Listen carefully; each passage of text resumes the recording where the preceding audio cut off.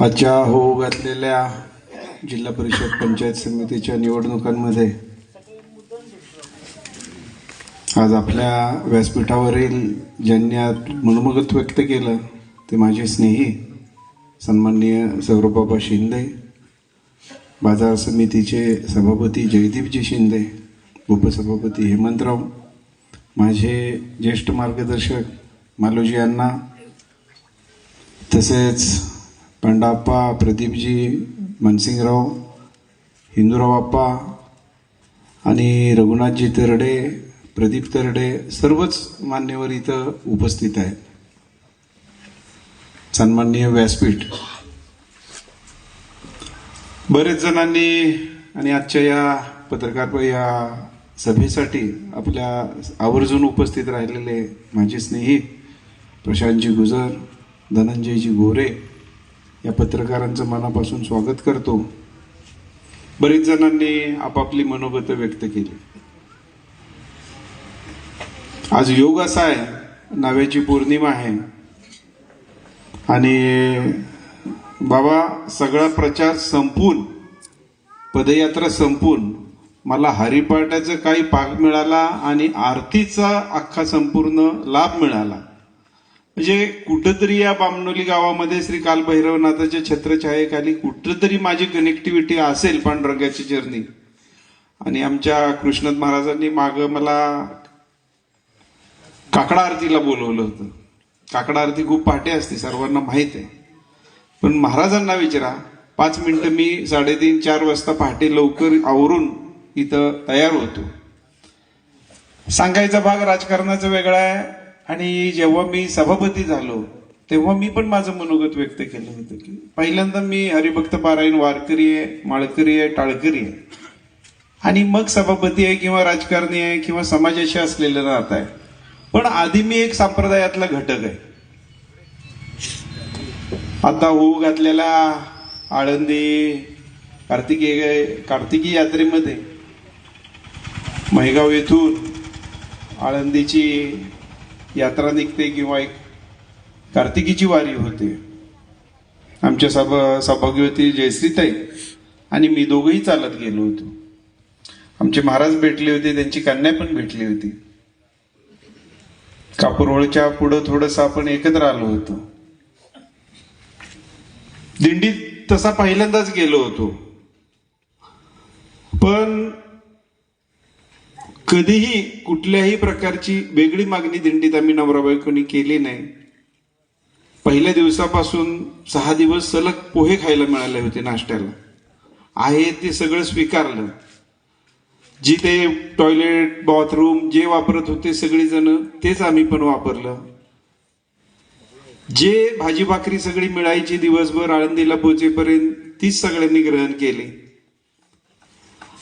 दिंडीतून एक संदेश मिळाला किंवा एक मनोगत व्यक्त करतो माझं की दिंडीत असलेला एक ऊर्जा आपल्याला काय करते तर आपला संयम वाढवते, सहनशीलता वाढवते आणि तुमच्यामध्ये एक ऊर्जा निर्माण करते. आता निवडणुकांसाठी सर्वजण इथे एकत्रित आलेलो आहोत. माझे स्नेही ज्यांनी आता त्यांचं मनोगत व्यक्त केलं, सौरभबाबांनी, मतभेद आमच्या दोघांमध्ये जरूर होते, पण मतभेदापर्यंत अजून काही प्रकरण गेलेलं नव्हतं. आणि कुठंतरी परमेश्वराची चरणी अशी इच्छा असेल की आमच्या त्यापर्यंत जाऊ नयेत.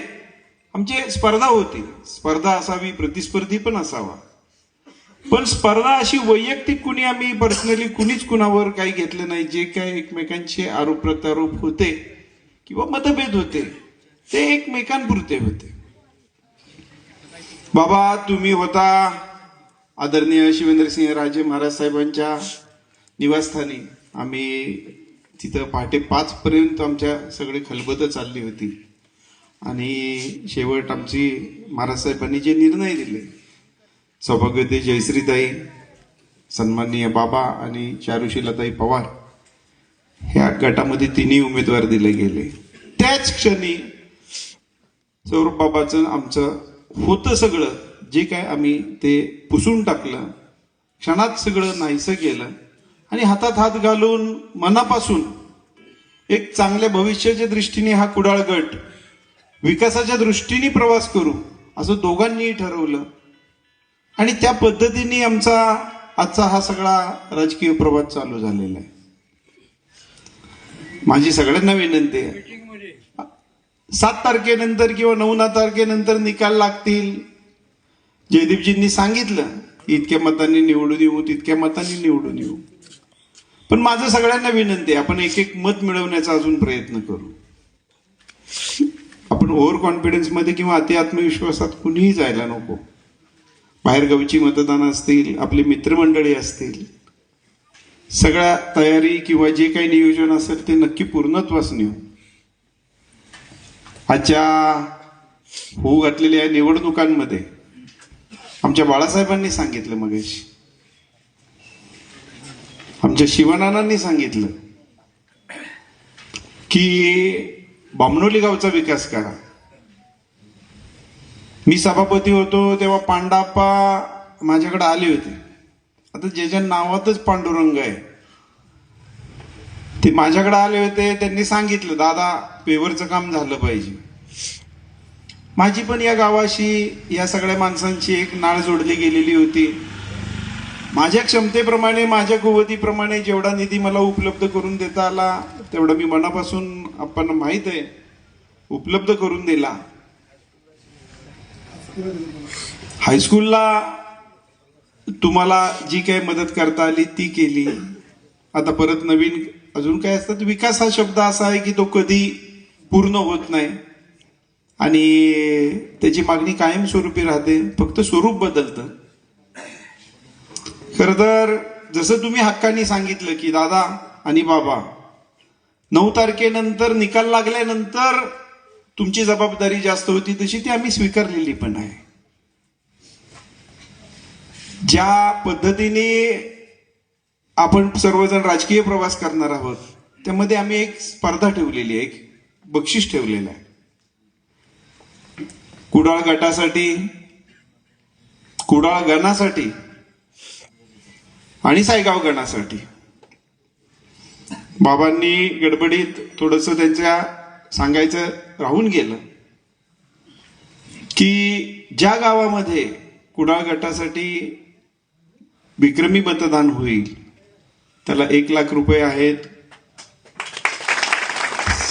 कुडाळ गणासाठी 51,000 आहेत, सायगाव गणासाठी 51,000 आहेत.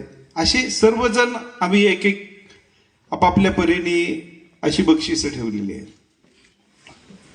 माझं तुम्हाला सांगणं आहे, मी जास्त वेळ नाही घेणार, एक 5-10 मिनिटं बोलणार आहे, आधीच उशीर झालेला आहे.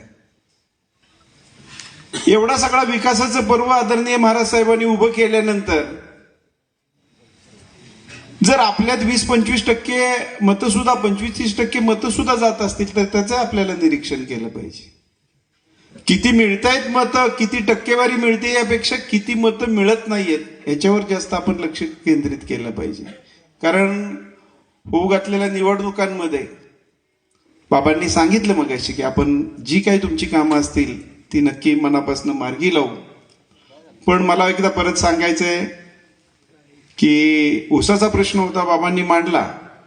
त्यांनी मागच्या आता या कार्यक्रमामध्ये जरंडेश्वर सहकारी साखर कारखान्याला जेवढा दर मिळेल, बरोबर आहे ना बाबा, जरंडेश्वर सहकारी साखर कारखान्याला जेवढा दर मिळेल तेवढाच प्रतापगड सहकारी साखर कारखान्याला मिळेल असा त्यांनी विश्वास व्यक्त केला होता, त्यांच्या भाषणामध्ये केला होता. मुद्दाम हा ऊसाचा प्रश्न मी इथं मांडत आहे. आता त्यांनी जे काही विसरले ते मी मागणं पुश करून एकत्र चालणार आहोत. त्यामुळं मागचा सगळा भूतकाळातला जो काही आमचा होता प्रकार तो सगळं दोघांनीही अगदी स्पोर्टली खेळीमेळीने विसरला.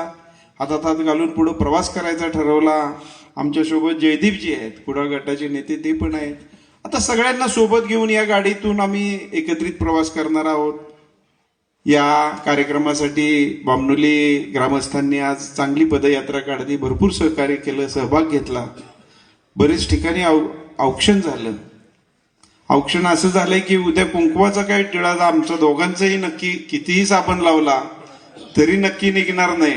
इतकं बामणोली आमच्या माता भगिनींनी आमच्या दोघांवर भरपूर प्रेमाचा वर्षाव केला. आजच्या या कार्यक्रमासाठी परत एकदा हात जोडून सगळ्यांना नम्र विनंती करतो की होऊ घातलेल्या निवडणुकांमध्ये आपण सर्वांनी एक विक्रमी मताने आपले सौरभबाबा शिंदे, जयश्रीताई गिरी आणि चारुशिलाताई पवार, सायगाव गणामध्ये मी चारुशिलाताई पवारांचं का सांगतो तर आपल्या मित्रमंडळी असतात, पाहुणे रावळे असतात, त्या सगळ्यांना आपण नक्की फोन करून किंवा संपर्क करून सांगा. एक आपल्या कुडाळ गटाचा एक विक्रमी उच्चांक आपण ह्या जावली तालुक्यामध्ये करू असा विश्वास व्यक्त करतो. आज ह्या सभेत मला बोलण्यासाठी दोन शब्द बोलायची संधी दिली. तुमच्या सर्वांचा मनापासून ऋणी राहून थांबतो. रामकृष्ण हरी.